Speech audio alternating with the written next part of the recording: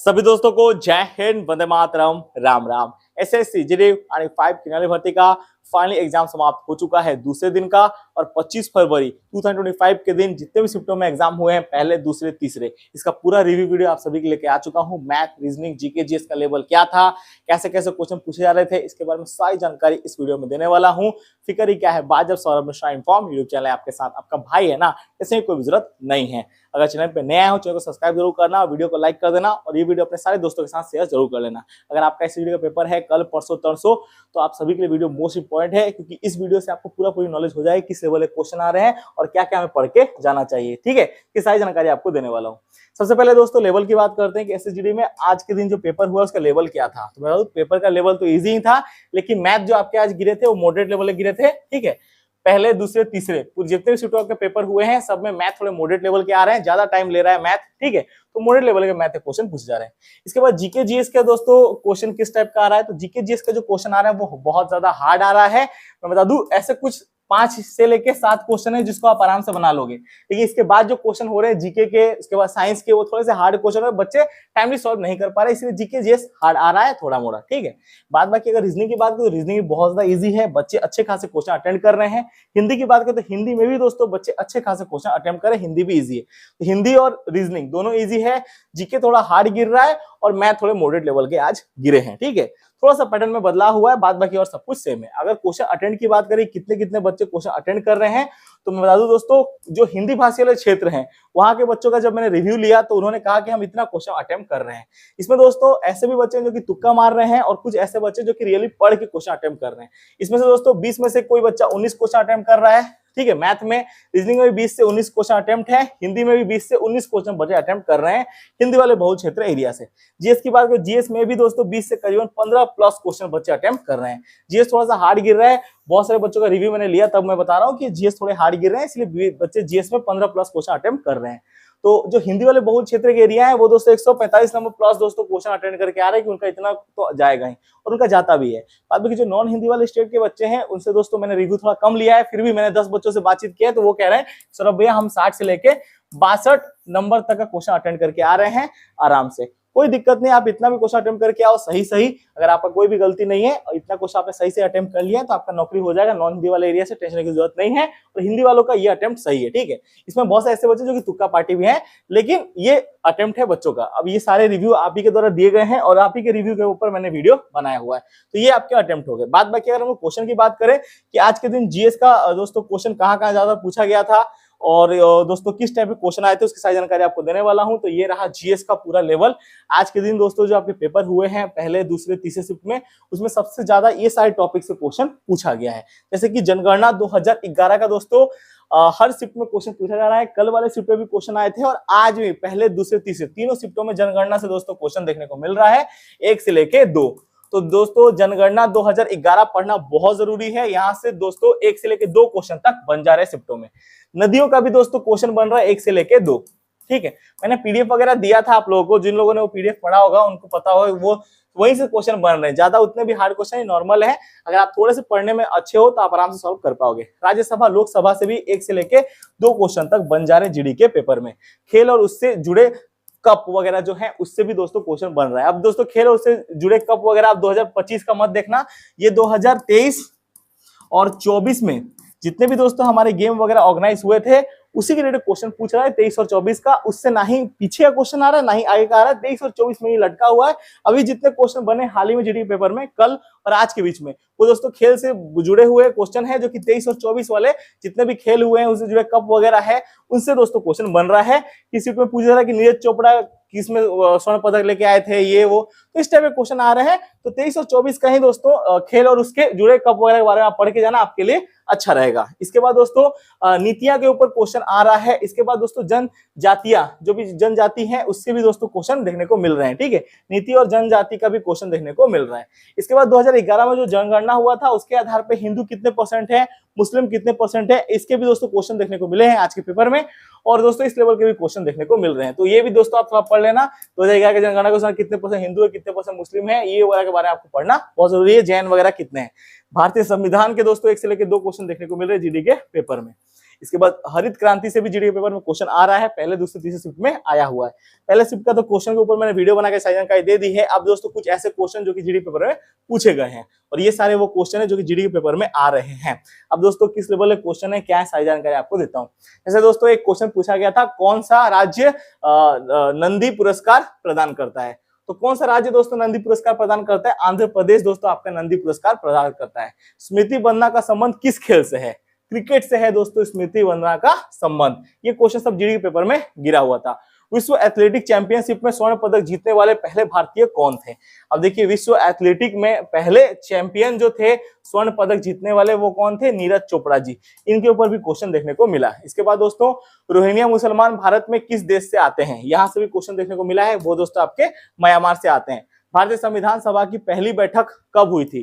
तो इसके भी दोस्तों क्वेश्चन आए हुए थे। ये कब हुई थी? 9 दिसंबर 1946 को हुआ था। ठीक है, इसके बाद दोस्तों यहाँ पे आज क्वेश्चन देखने को मिले और ये सारे क्वेश्चन भी हैं, कुछ कुछ क्वेश्चन है और कुछ वगैरह टॉपिक्स वगैरह भी दिए हैं। जो टॉपिक्स वगैरह ये सारे टॉपिक्स से तीनों शिफ्टों में क्वेश्चन देखने को मिले और ये सारे दोस्तों क्वेश्चन आए हुए थे। ठीक है ना, एसएसजीडी के पेपर में। तो ये सब आपके जीके जीएस का लेवल हो गया। अब चलते हैं हम लोग मैथ और रीजनिंग के लेवल पे और हिंदी के लेवल पे किस टाइप के क्वेश्चन आ रहे हैं। ठीक है, उसकी जानकारी मैं आज आपको इसी वीडियो में देने वाला हूँ।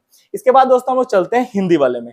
तो एसएसजीडी में जो हिंदी का पेपर हुआ है वो बहुत ज्यादा इजी आ रहा है। मैं बताऊं इजी मतलब भयंकर इजी।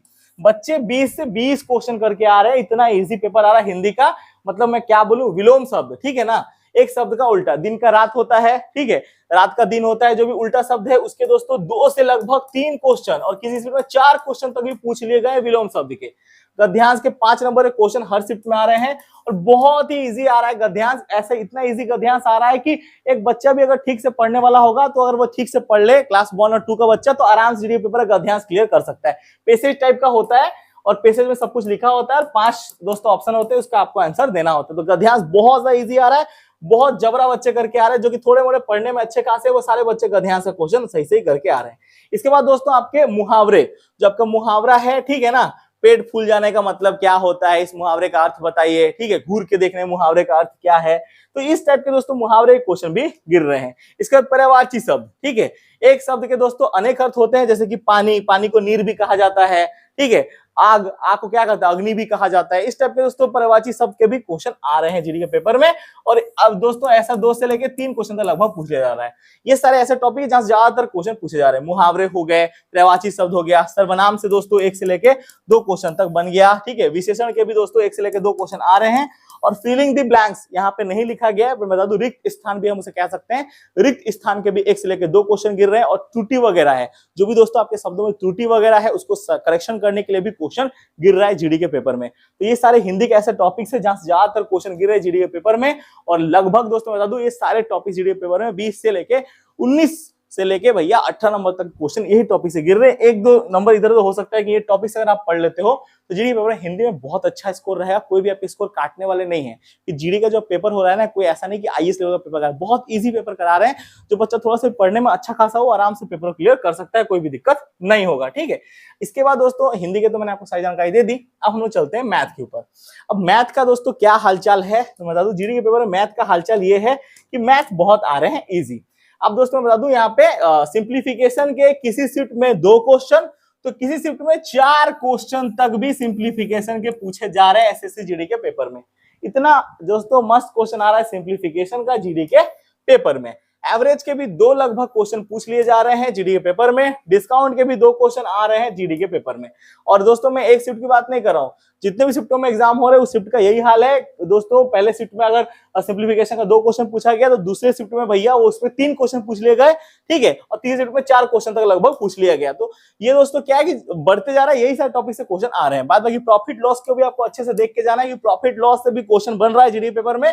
फर्स्ट वाले शिफ्ट में 1 क्वेश्चन आया था, सेकंड वाले शिफ्ट में 2 क्वेश्चन लगभग आ गया था और तीसरे शिफ्ट में भैया आपके 1 क्वेश्चन पूछ लिए गए।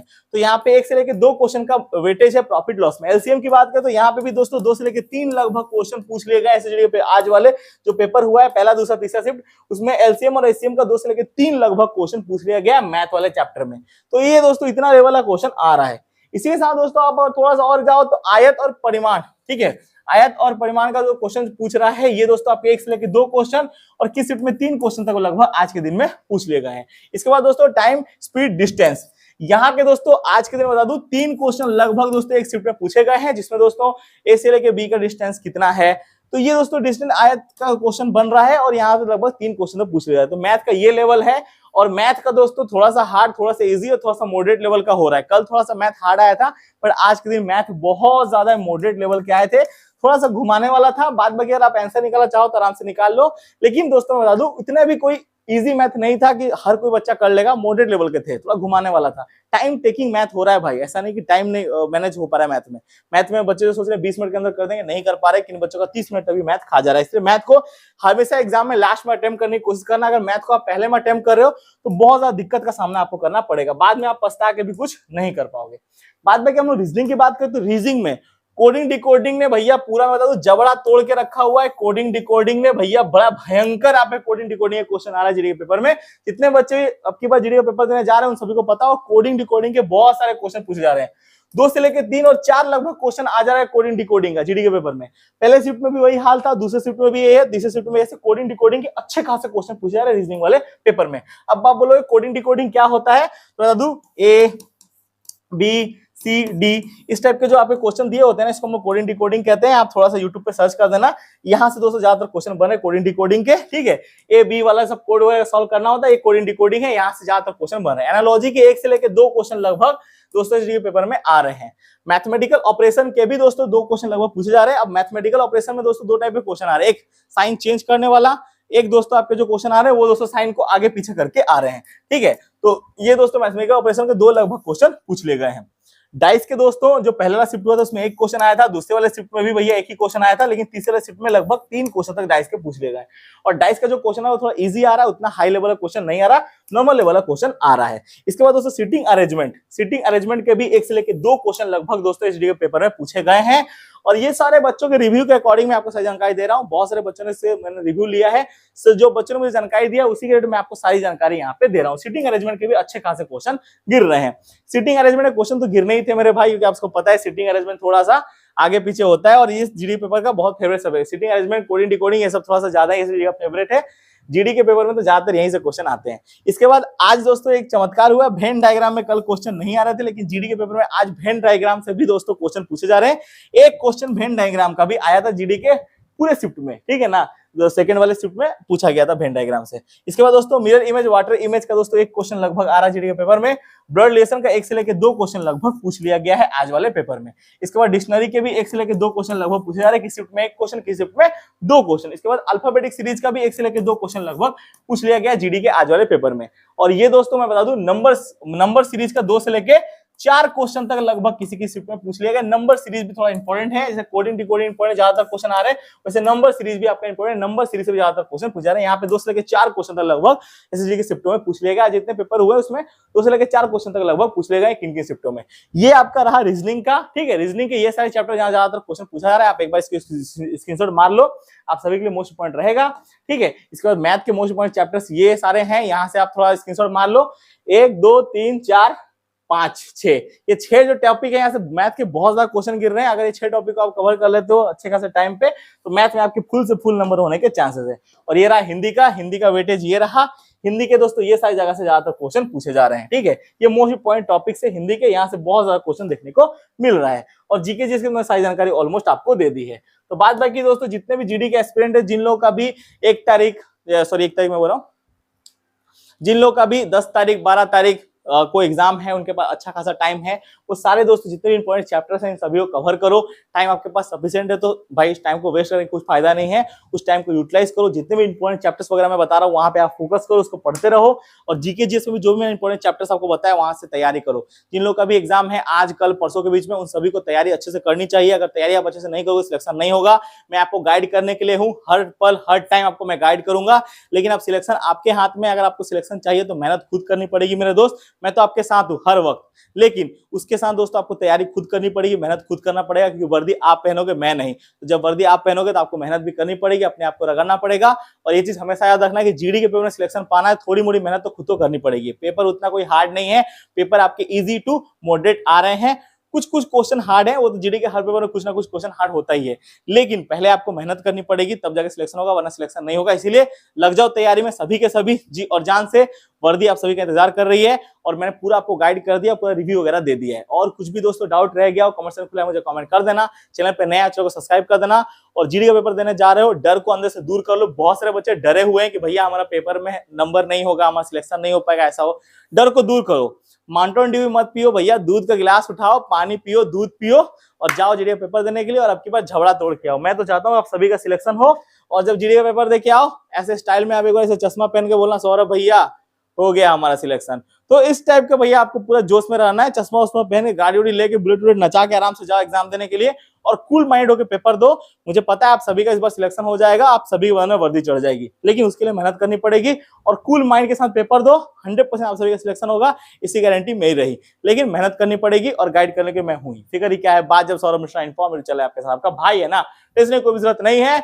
मैं आप सभी के लिए ऑलवेज अवेलेबल हूँ, ठीक है। जब भी जरूरत पड़े रात को 12 बजे 1 बजे मैसेज कर देना, कमेंट कर देना, आपका भाई है ही। फिक्र क्या है, बात जब सौरभ मिश्रा इन्फॉर्म वीडियो चले आपके साथ, आपका भाई है ना, इसलिए कोई भी जरूरत नहीं है। बाद बाकी मिलते हैं आपको दूसरी वीडियो में ऐसे इन्फॉर्मेशन पर। भारत माता की जय, वंदे मातरम, जय हिंद, जय भारत। बस जाते हुए इतने कहना चाहूंगा, द्वंद्व कहां तक पाला जाए, युद्ध कहां तक टाला जाए, ताना का तू बंसज है, फेंक जहां तक भाला जाए, दोनों तरफ लिखा भारत, सिक्का में उछाला जाए। तो बोल भारत माता की जय, वंदे मातरम।